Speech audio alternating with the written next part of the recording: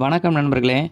கொஞ்ச நாளாக பார்த்தீங்கன்னா, மைவி3 ஆட்ஸில் இருக்கிறவங்களெல்லாம் வேறு ஒரு பிஸ்னஸ்க்கு, வேறு ஒரு ஆன்லைன் ஜாபுக்கு வாங்கன்னு நிறைய பேர் வீடியோ போட ஆரம்பிச்சிட்டாங்க. அதாவது மைவி3 ஆட்ஸை பற்றி மைவி3 மீண்டு வரும் அப்படின்னு பேசிகிட்டு இருந்தவங்களே ஒரு சில பேர் பார்த்தீங்கன்னா, இந்த பிஸ்னஸ்க்கு வாங்க, அந்த பிஸ்னஸ்க்கு வாங்கன்னு இப்போ வீடியோ போட ஆரம்பிச்சிட்டாங்க. அவங்களுடைய குறிக்கோள் என்னவாக இருக்குன்னு எனக்கு தெரியல. ஒருவேளை வீடியோ வியூஸ் போகணும் அப்படிங்கிறதுக்காக போடுறாங்களா, ஏதாவது ஒன்று போட்டுக்கிட்டே இருப்போம் அப்படின்னு போடுறாங்களா என்னன்னு தெரியலை.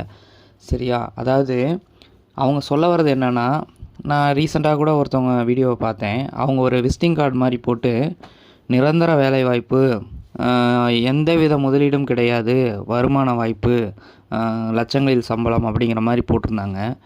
இதில் வந்து 1% உண்மைன்னா கிடையாது, 0% கூட உண்மை கிடையாது, உண்மையே கிடையாது. என்னென்னா, அந்த பிஸ்னஸை பற்றி எனக்கு நல்லாவே தெரியும். எப்படின்னா, அதில் போயிட்டு ஜாயின் பண்ணுறதுக்கு ஃப்ரீ தான். எப்படி ஃப்ரீன்னு கேட்டிங்கன்னா, மீட்டிங் அட்டன் பண்ணணும். மீட்டிங் அட்டன் பண்ணவுடனே அவங்களுடைய மீட்டிங் ஒரு 2 மணி நேரம் 3 மணி நேரம் கேட்டுட்டு, அதுக்கப்புறம் நீங்கள் அந்த பிஸ்னஸில் ஜாயின் பண்ணிக்கணும். உங்களை ஒரு விசிட்டிங் கார்டு அடிச்சுக்க சொல்லுவாங்க. அதுக்கு நீங்கள் தான் காசு கொடுக்கணும், அவங்க காசு தர மாட்டாங்க. அது ஃப்ரீ கிடையாது. சரிங்களா? நம்ம தான் காசு கொடுத்து விசிட்டிங் கார்டு அடிச்சுக்கணும். விசிட்டிங் கார்டு அடித்து ஒவ்வொருத்தராக பார்க்குறவங்கட்டலாம் கொடுக்கணும். பார்க்குறவங்கட்டலாம் கொடுத்தா அவன் ஒன்று சொல்லுவான். என்ன சொல்லுவான் தெரியுமா? ஏற்கனவே வந்து நான் இந்த பிஸ்னஸில் இருக்கேன் அப்படிம்பான். அப்படி இல்லையா, இதெல்லாம் வேண்டாம் அப்படிம்மா. அதெல்லாம் தாக்கு பிடிச்சி நம்ம வந்துட்டு பேசணும். என்ன பேசணும்னா, மாதம் பொருள் பர்ச்சேஸ் பண்ண சொல்லணும். இவ்வளோ எங்கள் கம்பெனியில் இவ்வளோ இருக்குது, இதை பர்ச்சேஸ் பண்ணுங்கன்னு கெஞ்சணும். கெஞ்சிட்டு பின்னாடி தெரியணும். அப்படி இல்லை, அவன் பர்ச்சேஸ் பண்ணலைன்னா நம்ம பர்ச்சேஸ் பண்ணணும். ஃபஸ்ட்டு நம்ம தான் பர்ச்சேஸ் பண்ணணும், அதுக்கப்புறம் அவனை பர்ச்சேஸ் பண்ண வைக்கணும். இப்படியே நீங்கள் போக போக போக போக ஒரு 50,000 வரைக்கும் உங்கள் கை காசை நீங்கள் போடுற மாதிரி தான் இருக்கும்.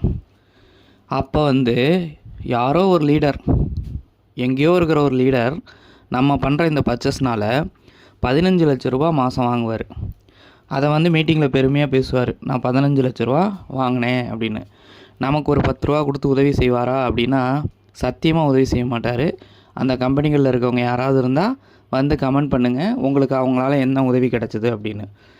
ஒரு மீட்டிங் வச்சா கூட எங்கேயாவது அதுக்கு உங்கள் சொந்த செலவை தான் பண்ணிட்டு போகணும், எதுவுமே கிடையாது. இந்த மாதிரி மக்களை அதாவது செய்கிறத சொல்லி நீங்கள் வந்து விளம்பரம் பண்ணலாம்.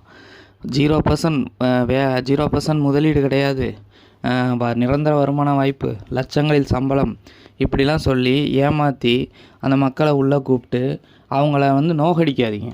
ஏன்னா வந்து அவங்களுடைய அதாவது மிகப்பெரிய முதலீடு என்ன தெரியுமா? நேரம். இப்போ மைவி3 ஆட்ஸில் வந்து அவங்க செலவழிக்கிற நேரம் ஒரு 2 மணி நேரம் செலவழித்தாங்கன்னா அதுக்கு உண்டான வருமானத்தை மைவி3 ஆட்ஸ் கொடுக்குது. நான் எவ்வளவோ கம்பெனிகள் சுற்றிட்டு கடைசியாக தான் மைவி3 ஆட்ஸ்னால் என்னன்னு புரிஞ்சுக்கிட்டு, இந்த மாதிரி ஒரு கம்பெனி கிடையாதுரா, இதில் தான் வந்து நம்மளுக்கான மரியாதை இங்கே தான் கிடைக்கிது அப்படின்னு நான் சேர்ந்தேன். இது வரைக்கும் எனக்கு மைவி3 ஆட்ஸை வந்து தப்பாக பேச மனசு வரல. ஒரு கம்பெனினா அப்படி இருக்கணும். ஒருத்தவங்களுக்கு வந்து 6 மாதம் 7 மாதம் பேமெண்ட் போடலைனாலும் அந்த கம்பெனியை விட்டு கொடுக்க முடியாத ஒரு மனநிலைக்கு ஒரு கம்பெனி கொண்டு வந்து விட்டுருக்குன்னா, அதை விட ஒரு வெற்றி அந்த கம்பெனிக்கு கிடையாது அப்படின்னு நான் நினைக்கிறேன். இதை விட ஒரு பெரிய வெற்றி என்ன வேணும்? அது மாதிரி கம்பெனி நடத்துங்க, எந்த பிரச்சனையும் இல்லை.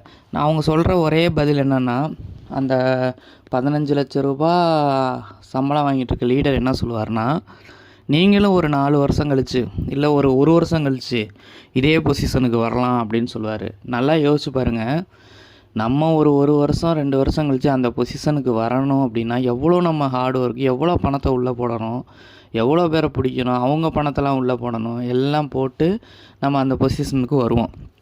அந்த பொசிஷனுக்கு வந்ததுக்கு அப்புறமும் நம்மளை மாதிரியே ஒருத்தன் கீழே கஷ்டப்பட்டுக்கிட்டு தானே இருப்பான். நான் வந்து ஆன்லைன் மார்க்கெட்டிங் பிஸ்னஸை தப்பாக பேச வரலை. சரிங்களா? உண்மையை சொல்லி இந்த கம்பெனியில் இது அப்படின்னு உண்மையை சொல்லி நீங்கள் வந்து தாராளமாக ஆள் எடுத்துக்கோங்க, ஒன்றும் தப்பு கிடையாது.